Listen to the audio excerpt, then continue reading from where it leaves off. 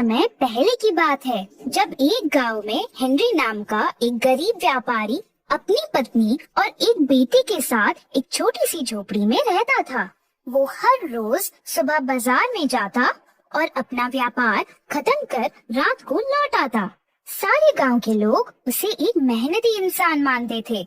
एक दिन जब हेनरी बाजार में व्यापार कर रहा था, तब वो एक जौहरी के पास जाता है और क्यों भाई, कैसा चल रहा है धंधा? बोलो तो तुम्हें एक मस्त डील दूं क्या? हेनरी, तुम्हारे पास क्या डील हो सकती है भला? तब हेनरी अपने झोले में से एक सोने का छोटा सा पत्थर बाहर निकालकर जौहरी को थमा देता है। क्यों भाई, तुम्हारे घर के कुएं में सोना निकल रहा है क्या? ये तुम कहाँ से लाए? अरे तुम इधर उधर की फिजूल बातें मत करो और मुझे इसका कितना दाम दोगे ये जल्दी बताओ। एक गरीब व्यापारी के पास भला इतना कीमती सोने का पत्थर ये कहाँ से आ गया? खैर, मुझे क्या। सुनो, कल अपने बेटे का जन्मदिन है। मैं सोच रही थी उसके लिए कुछ अच्छा स्वादिष्ट खाना बनाऊं जो उसको पसंद आएगा। अगर आप मुझे थोड़े पैसे दे देते तो मैं खाने की कुछ सामग्री खरीद के ले आती। क्यों ना हम पूरे गांव को बुलाकर उन्हें दावत दे। आखिर हमारे बेटे का जन्मदिन है, धूमधाम से मनाएंगे। ये लो पैसे। इतने पैसे आपके पास कैसे आए? कहीं आपने चोरी तो नहीं की ना? अरे ये क्या, तुम कुछ भी सोचती हो। कुछ दिनों से मेरे व्यापार में काफी मुनाफा हो रहा है। लोग आजकल अच्छी रकम दे रहे हैं। अब तो हमारी गरीबी के दिन गए, समझी? अगले दिन गांव वाले हेनरी के घर दावत का खाना खाने आते हैं। हेनरी के घर की दावत देखकर लोग आपस में बात करने लगते हैं। एक गांव वाला हेनरी से आकर पूछता है, ये दावत तो बहुत ही लाजवाब है। तुम्हारी कोई लॉटरी लगी है क्या, जो इतने पैसे घर में आने लगे हैं? अरे भाई, कोई लॉटरी वॉटरी नहीं लगी है। व्यापार में अच्छा मुनाफा हो रहा है, बस, और कोई बात नहीं। ये हेनरी जरूर कुछ छिपा रहा है। आखिर मैं भी तो एक व्यापारी हूँ। इसने ऐसी क्या सोने की खदान ढूंढ ली जो मुझे नहीं मिली? जरूर दाल में कुछ काला है। नहीं नहीं, मुझे तो लगता है कि पूरी दाल ही काली है। अगले दिन से जेम्स हेनरी पर नजर रखने लगा।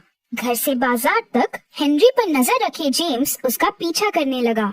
एक दिन रात को जब हेनरी बाजार से अपने घर वापस जा रहा था, तभी वो घर के पीछे के दरवाजे की तरफ जाता है और आसपास देखता है कि कोई उसे देख नहीं रहा हो। पर जेम्स छुपकर ये सब दूर से देख रहा था। ये हेनरी इतनी रात को यहाँ इस कुएं के पास क्या कर रहा है? तभी हेनरी एक खाली झोली लेकर कुएं के अंदर जाता है। थोड़ी देर बाद सोने से भरी झोली वो बाहर लेकर आता है। मुझे पता था, हेनरी जरूर कुछ राज छिपा रहा है।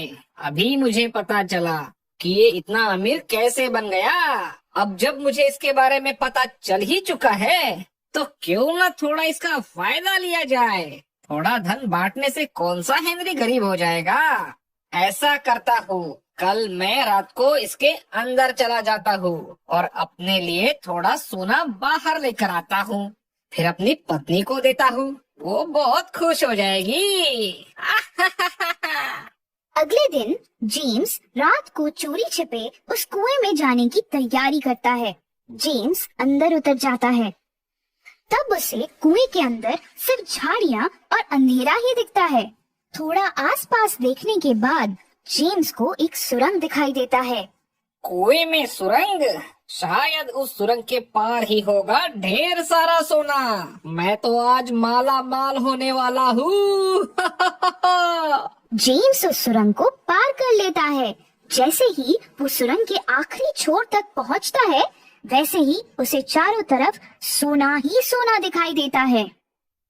अरे बाप रे, इतना सारा सोना! मैंने अपनी जिंदगी में इतना सोना पहली बार देखा है। जल्दी से अब मैं सोना अपनी झोली में भर लेता हूँ। वाह वाह, अब तो मेरी निकल पड़ी।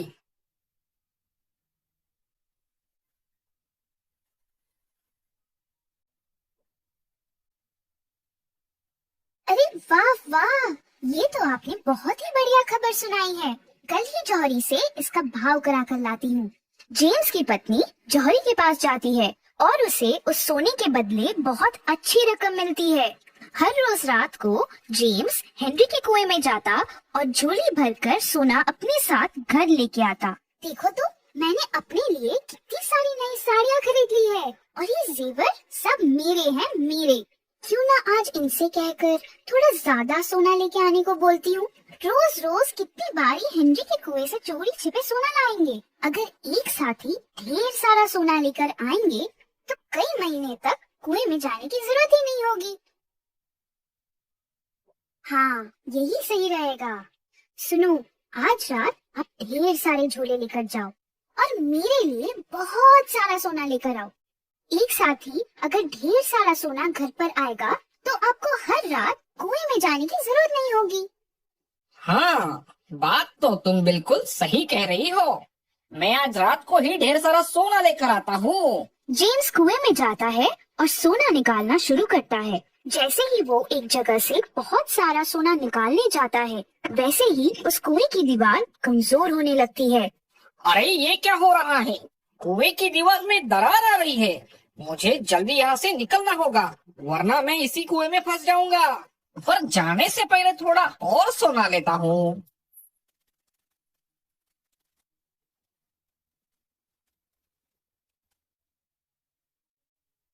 दूसरे दिन जब हेनरी को ये बात पता चलती है, तब वो जेम्स की पत्नी के पास जाता है और उनसे कहता है, अगर आप हमसे कह देती कि आपको धन की जरूरत है तो हम दिल खोलकर आपकी मदद करते, लेकिन आपने चोरी और लालसा का रास्ता चुना, जिसका फल अब आपको भुगतना पड़ रहा है।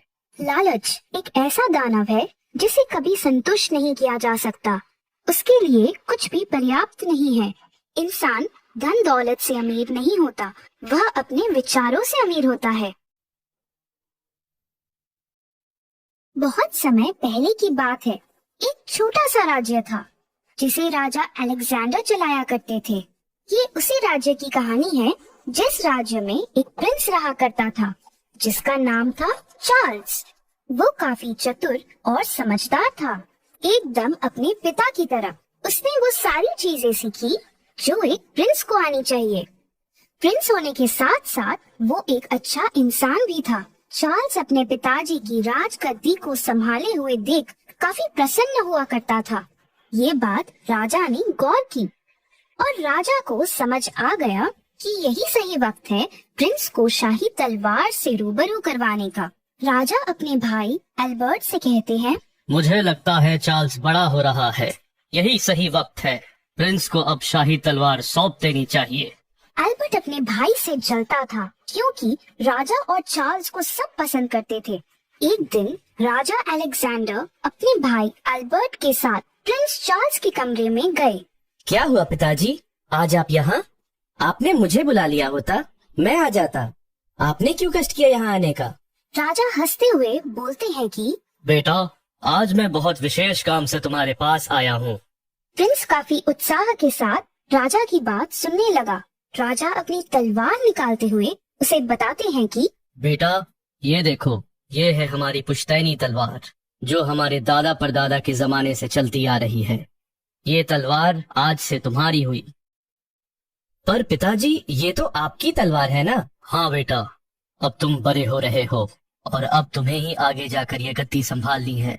ये बात सुन प्रिंस खुश तो जरूर हुआ, पर मन ही मन वो कुछ सोचने लगा। तभी राजा उसे बोलते हैं, बेटा, तुम इसे कोई मामूली तलवार मत समझना।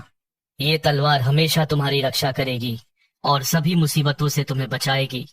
और राजा ने तलवार प्रिंस को सौंप दी। प्रिंस ने जैसे ही तलवार अपने हाथ में ली, वो तलवार चमकने लगी।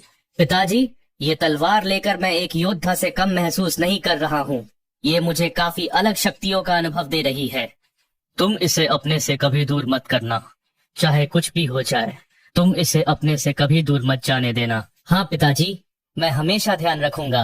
और राजा वहाँ से चले जाते हैं और एल्बर्ट ये सब देखता है। मैं ये होने नहीं दूंगा। मैं ये तलवार अपने बेटे स्टीवन का होते हुए देखना चाहता हूँ। बस एक बार ये तलवार मेरे हाथ लग जाए, बाकी चीजें तो अपने आप मेरी हो ही जाएगी। कुछ साल बीत गए और एक दिन राजा अलेक्जेंडर बहुत बीमार पड़ गए। देखते ही देखते उनकी तबीयत और खराब हो गई। ये सब देखकर एल्बर्ट ने प्रिंस की शादी करने का प्रस्ताव उनके सामने दिया, जिसे सुन राजा अलेक्जेंडर ने बिना कुछ सोचे समझे अपनी हामी भर दी। प्रिंस की शादी किसी दूसरे शहर की प्रिंसेस से हो जाती है। प्रिंस और प्रिंसेस की सोच एक दूसरे से काफी मिलती जुलती थी।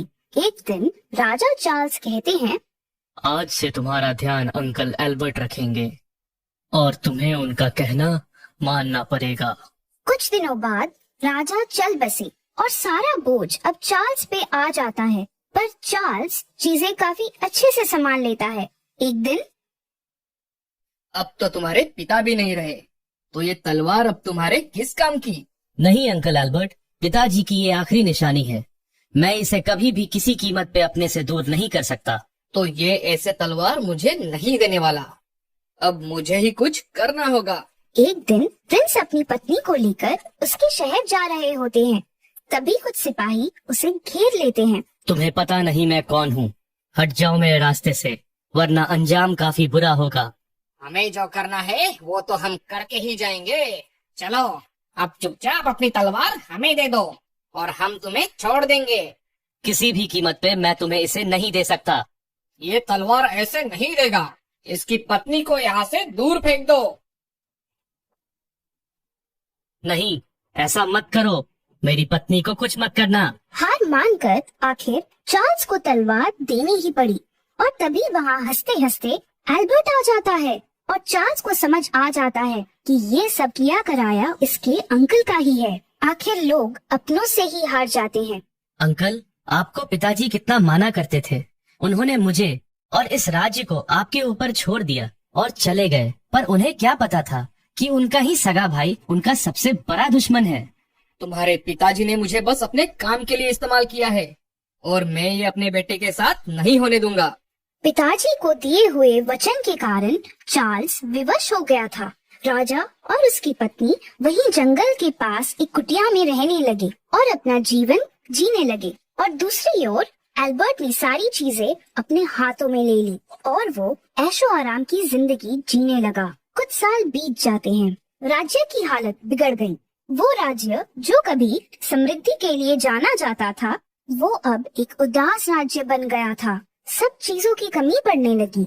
ये सब तुम्हारे कारण हुआ है अल्बर्ट। हमारे देवता जैसे राजा के साथ तुमने चलकर अच्छा नहीं किया, इसीलिए आज हम सबको ये दिन देखना पड़ रहा है। सब राजा एल्बर्ट को कोसने लगे और राजा एल्बर्ट को भी अपनी गलतियों का एहसास हो जाता है। शायद सच में ये सब इसी वजह से हो रहा है। आखिरकार छीनी हुई चीजों से किसी का भला नहीं होता। एल्बर्ट प्रिंस चार्ल्स को ढूंढने लगता है और उसके पास पहुंच जाता है और उसे अपनी गलतियों की माफी भी मांगता है। बेटे, मुझे माफ कर दो। लालच के कारण मैं अंधा हो गया था और मुझे इसका सबक भी मिल चुका है। आप मुझसे बड़े हैं, मुझसे माफी मत मांगिए। ये मुझे अच्छा नहीं लगेगा। मुझे तो बस इस बात की खुशी है कि आपको अपनी गलती का एहसास हो गया और मैं इसी में खुश हूँ। एल्बर्ट वो शाही तलवार चार्ल्स को वापस करने का वादा करता है। जैसे ही चार्ल्स अपने महल में जाकर अपनी तलवार अपने हाथों में लेता है, वैसे ही शाही तलवार पहले की तरह चमकने लगी और देखते ही देखते सब पहले की तरह ठीक हो गया और सब खुशी से रहने लगे। इस कहानी से हमें ये सीख मिलती है कि लालच हमेशा एक बुरी बला है।